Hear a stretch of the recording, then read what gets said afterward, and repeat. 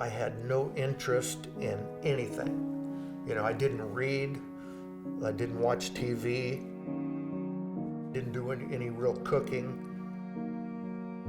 I don't know, I just had emptiness and and hopeless. I don't know how many goodbye letters I wrote. It was hell.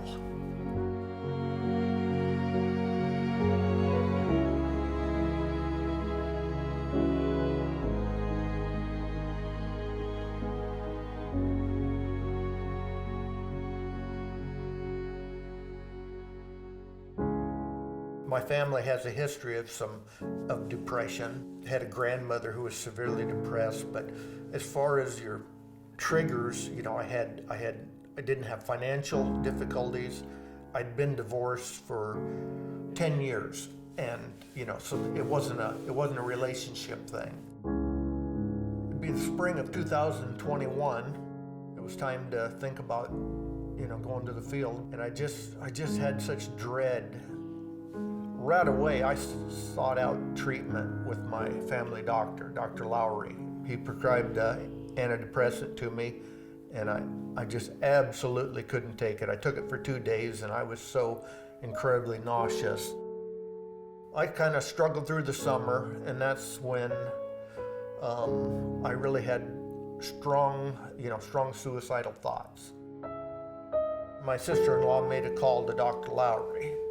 He just said, you need to take him to the emergency room at Mary Greeley and have him admitted. At the end of January, I ended up on the 6th floor and spent a long time there. I was there for 5.5 weeks. The first time I saw him, I didn't know anything of him other than what I saw. But knowing him now and looking back, he was a shell of a person that he is now. He's somebody who a lot of people might think, you wouldn't get depressed. You're somebody who's out there in the dirt and you're waking up with the sun and you're tough, So I think a lot of people might look at him and think, he wouldn't get that way. Mental health crises and mental health problems happen to every type of person, no matter what their education status is, no matter what their socioeconomic background is. It can happen to anyone, and we could all be in a position of need where we need services, whether it's outpatient services, inpatient services, and just to keep in mind that we need to support these services because we all may need these services someday. Little by little, I got better. I was seeing Dr. Stotts on an outpatient basis. She was playing with my medication, kind of increasing the dosage as we went along, and then just all at once, within one visit, things had changed dramatically. I trained in South Dakota, and you would think, South Dakota, super rural, a ton of services there. But then I come to Iowa, and there's just not many. There's not a lot of mental health services out there. They're few and far between.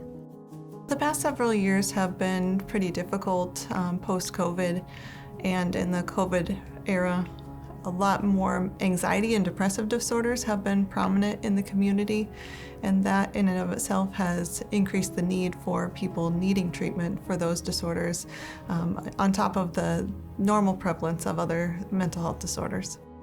I think our needs are broad in Ames and our service area.